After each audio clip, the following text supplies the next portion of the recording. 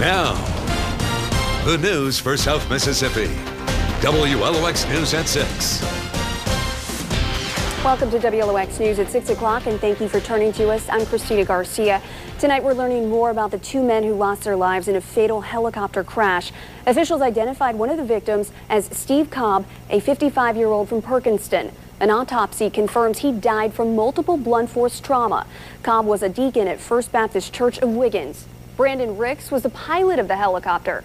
40-year-old Ricks is from Oklahoma. He was employed by T&M Aviation. Officials say Ricks died from smoke inhalation. The National Transportation Safety Board is in charge of investigating what caused the fatal accident, but pinpointing the cause of the crash will likely take many months. Steve Phillips has been following the story. He joins us with the latest. Steve? Christina, NTSB investigators say they'll have a preliminary report in the next 10 days or so, but determining the exact cause of that crash will likely take up to a year or more. Smoke from the prescribed burn was still rising in DeSoto National Forest as aviation investigators arrived at the crash site around 10 o'clock this morning. They spent several hours investigating the site where the Bell helicopter crashed into the forest, striking multiple trees on its way down. Late this afternoon, the NTSB investigators gathered for a news conference along with Harrison County's coroner and representatives from the U.S. Forest Service. Was the aircraft intact, or was it scattered in a wide area, or can you give some description? It was a very small wreckage path, energy path. It was maybe about 50 feet, about 30 feet maybe in total. It obviously came down in a forested area. Did it strike one or more trees? It struck multiple trees, actually. And actually a post-crash fire ensued as well. Neither one of the gentlemen that perished in that crash were able to get out of that aircraft. And that's as far as I'm going to go with that at this time, other than say that there was no opportunity for them to get out of the aircraft. Now, as for how the survivor managed to escape the wreckage, Coroner Hargrove says that is still unknown because investigators have not yet been able to interview the man who he says underwent surgery last night. The NTSB investigator says the helicopter wreckage will likely be removed from the crash site tomorrow morning. Christina? Thank you, Steve. We're getting our first look tonight at the actual helicopter before it crashed in Harrison County. David Elliott joins us now with that and more new information. Dave? Alrighty, Christina, after getting information from the scene this afternoon about the actual chopper, we were able to dig deeper for more details about the specific aircraft, and here's what we found out. The turbo-power single-engine helicopter was built in 1980. This is a picture we found online of the actual helicopter. Now, according to the FAA, the current owner of the chopper is HLW Aviation LLC. They're based out of Lumpkin, Georgia, and we're told this helicopter was last certified in 2011. Was not up for recertification until May of 2017. The twin-blade helicopter had a Rolls-Royce engine and could seat up to 7 people. As we've told you, 3 people were on board the helicopter when it crashed. We learned at that news conference today. The single-engine aircraft took off from the Wiggins Airport. It crashed and caught on fire just before 3 o'clock Monday afternoon. Christina. Thanks so much, Dave. Investigators will consider a variety of factors as they try to determine the likely cause of the crash. One part of that investigation, weather. Joel Young takes us to a look at yesterday's conditions. Thanks, Christina. Yeah, coincidentally, just roughly about 10 minutes before the crash happened, we posted this weather map just to show the weather conditions, and wanted to look at that and just show you that there really wasn't any shower activity in the immediate area of the crash site. There were some showers over around the Laurel area back into parts of west central Alabama. I think that was too far away from the crash site for it to have any impact. Temperatures were in the upper 80s, though. Now, what we did find, however, were that winds were gusting at about 24 miles per hour at the time at Gulfport Biloxi International, which is the strongest gust of the day. Keep in mind that's still 12 miles from the crash site, but it is indicative of what the weather may have been like at the area. Also at Keesler Air Force Base, that area also saw its strongest wind gust at the same time of the crash site So not saying that weather was definitely a factor, but it could have, and again, that was 13 miles from the crash. So 2 readings about less than 15 miles from the crash site does show that winds were stronger than average. Well, thanks so much, Joel. Firefighters across the country are rallying around the U.S. Forest Service to offer their help and prayers. Trang Van joins us in our newsroom tonight to fill us in. Trang. Christina, I spoke with several members of the U.S. Forest Service today, and they said they are truly amazed at the outpouring of support. They say much like law enforcement, there's a powerful bond among firefighters who are all feeling a sense of loss. Flags are flying at half-staff at the Wiggins Fire Department, a somber reminder of 2 lives lost in a tragic helicopter crash in Harrison County Monday. I think everybody's heartbroken, and it doesn't really matter who it is or, how it happened. It was just, a man out doing his job. Chief Jody Hatton says he knows one of the victims, Steve Cobb of Wiggins. He says Cobb often answered the call to fight wildfires in Mississippi and other parts of the country. And he's made a good career out of it, and you just hate to hear that it's somebody like that that has been so passionate about their job and their duties. He was doing what he loved, and they all were. Danny Bryant is a fire staff officer with the U.S. Forest Service. He says his crews conduct prescribed burns quite often this time of year. And we always kind of in the back of our mind know that there's a risk with that in the helicopters, but we never really think that it's going to happen to anyone we know. It was definitely a feeling of shock, surprise, concern, sadness. Bryant says the phone calls, text messages, and words of comfort from fire departments across the country and along the coast will help with the healing. It affects everybody. They're brothers in firefighting also. It hits close to home, especially being here in South Mississippi. It's all one big brotherhood. A brotherhood that's ready to respond when one of their own is grieving. We try to stick together as a family and, and support each other no matter what it is, because we all have to be a team. The firefighters say grief counselors are also available to help them cope with this tragedy. Christina. This just into the WLOX newsroom. Ingalls Shipbuilding has received a $499.8 million contract from the Coast Guard. That contract will pay Ingalls to build a national security cutter. This will be the 8th ship of its kind to be built at the shipyard. Completion is expected in 2019. Well, a Biloxi man is behind bars tonight, charged with 2 counts of armed robbery. Biloxi police say they arrested Markeith L. Martin earlier today.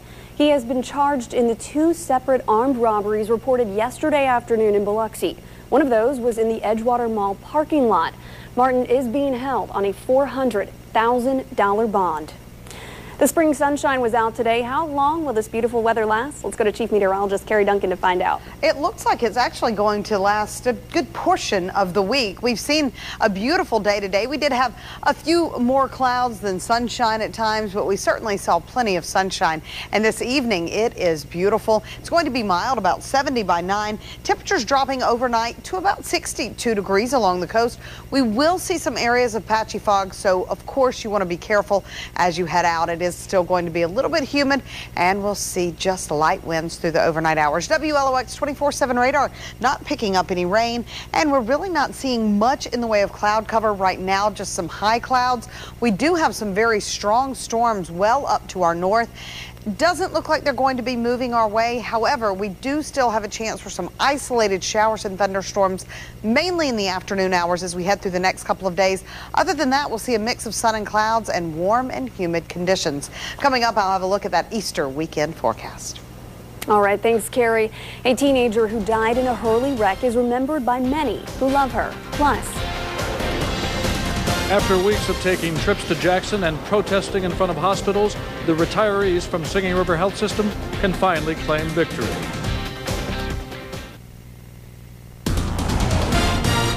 The news for South Mississippi continues. WLOX News at 6. Sponsored in high definition exclusively by Mississippi Gulf Coast Community College. Start with Gulf Coast. Finish with confidence. family and friends in the Hurley community are still coming to grips with the loss of a very popular teenage girl killed in a car accident yesterday evening. They told Patrice Clark the teen loved life and will be truly missed.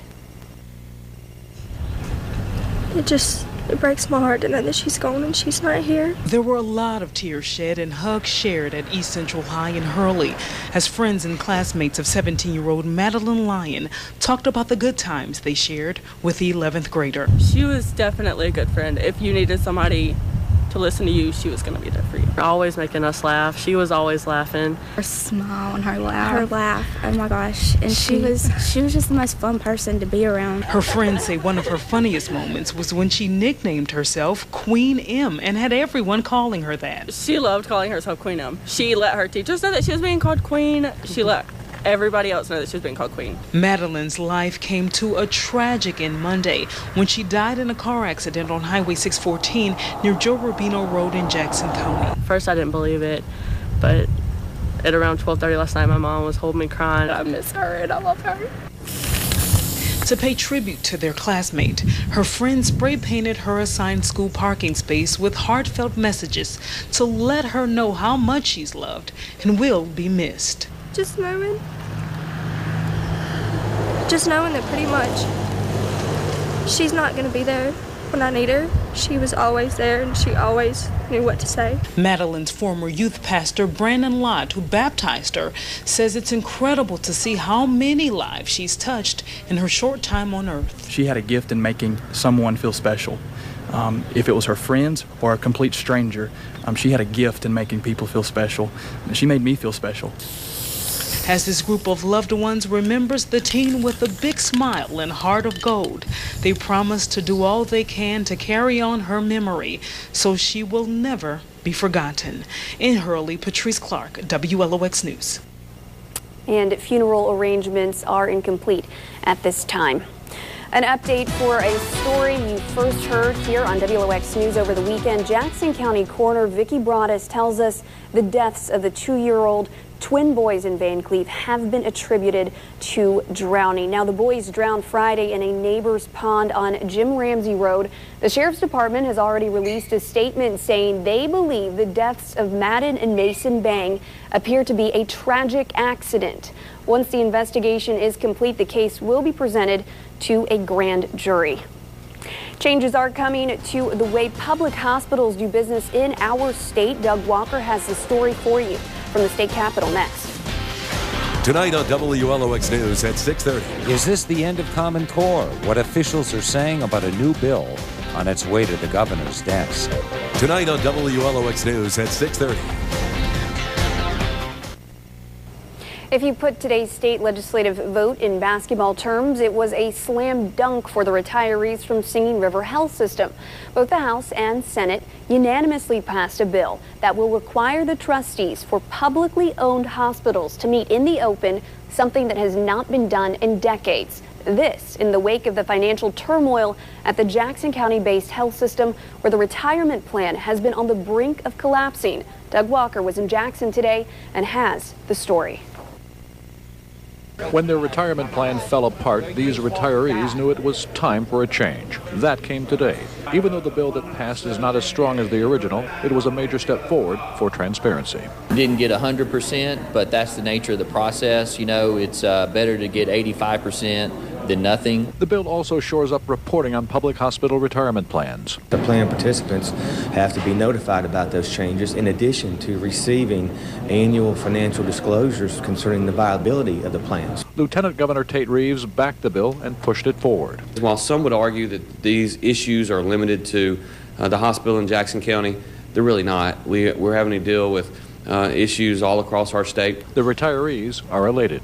We've been fighting this battle for a long time, and we put in a lot of time, we put a lot of effort, not just only over here, but also in Pascagoula, also in the Springs. We just had to fight for, we deserve our pension, and we felt like that we needed to do this so this wouldn't happen to other people in the future. These are old people, but this This should never have happened to us. In the high-stakes political world we find ourselves in nowadays, where high-paid lobbyists and large corporations dictate much of what happens in the Capitol, it's very nice to see, for some, a grassroots campaign succeed like this one has. If it was not for the employees and the former retirees coming up here, making phone calls, keeping the pressure on their respective state representatives and senators, I doubt it very seriously that it would have passed. In Jackson, Doug Walker, WLOX News.